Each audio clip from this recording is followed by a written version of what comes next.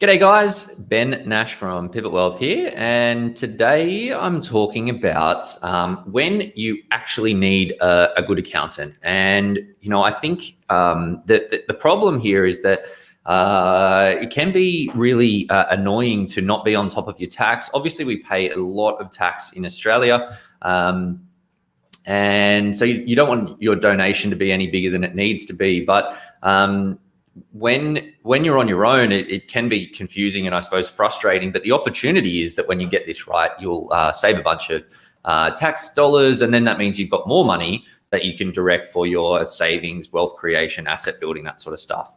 Guys, before so today I'm going to come through the tips when you actually need an accountant, where they might be able to help, where they're less, where they're not needed, and some of the tips to get started. So, look, before I jump into that content, please don't make any big decisions based on the ground that I covered today. I would encourage you to seek out some specialized advice before jumping in. You should be doing that anyway.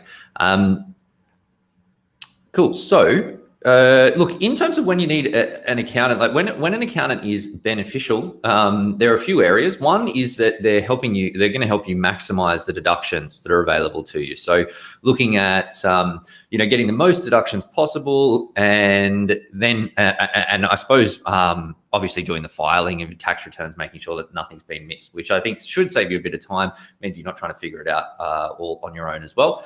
The accountants can be beneficial to help you understand the rules too. So the things that the rules, they also help you understand the things that the ATO is focusing on. So when each year the ATO put out guidance in the areas that they've seen that they're trying to tighten up their, I suppose, how they're maybe not auditing people, but how they're assessing with all of the electronic information that's out there these days. So accountants, with knowing that, will make sure that you're just dotting your I's and crossing the T's in the important areas, which can be helpful. And the other place where accountants can be quite helpful is on educating you if you find the right accountant, although sometimes interpreting accountant speak can be quite challenging as well. So that's beneficial. When an accountant is not beneficial, I suppose, or I suppose that where an accountant can't help is that a lot of times accountants they're looking backwards, right? They're looking at stuff that's happened historically, and that means that there's not a lot that you can change after the fact. There is change how you report it and make sure that everything's captured, for sure, heaps of benefit there, but they can't manufacture, or maybe they could, but they probably shouldn't be manufacturing deductions or strategies that are supposed to have happened in the past. So the best time to be planning with your tax is at the start of the financial year, so that you've got that plan in place, so that you've actually know that, throughout the year you can be doing the right things, keeping the right records and those sorts of things, so that you get the right outcomes. Now, for individuals, and I think it's important when you're looking at whether, where and when an accountant is helpful, I think that we need to split it into two camps. One being for individuals, as in employee individuals, PAYG employees, and one being for business owners, contractors, or freelancers. Now, for individuals, unfortunately, and I'm sorry to be the bearer of bad news here, but unfortunately, a PAYG individual, or as an employee individual, is not an appealing customer for an accounting business. In fact, even if doesn't matter if you make $1 million a year in income and you've got a couple of investment properties, and there's not a lot of appeal, because an accountant for that sort of client they can't charge you that much. To do an individual tax return, you look at maybe $500, and that would be expensive as a tax return, which most people don't want to pay. So it's really difficult if an accountant's only charging you $500, that they need to spend like 1 hour maximum on your work, and otherwise they're losing money. So unfortunately, not super appealing. And a lot of the really good accountants will focus on working with business owners or high net wealth individuals, people where they've got different accounting structures like trusts and companies and these sorts of things, or business owners that are running businesses, because then they can add more value, they can charge more fees. It's a more profitable endeavor. So that's something to be aware of. Look, for individuals, accountants are, as I mentioned, looking generally after the fact. So they're looking back at what's happened. The biggest opportunity to save tax for individuals is around your investing and how you invest your money and grow your wealth moving forward. But the thing is that for most accountants, they're not going to be able to tell you about how to do that.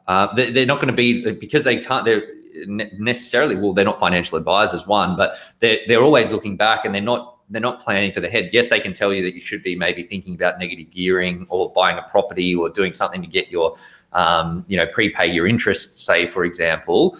But really, it's when the opportunity for an individual is around being smarter with your investing, and that's probably something that more falls into the domain of a financial advisor.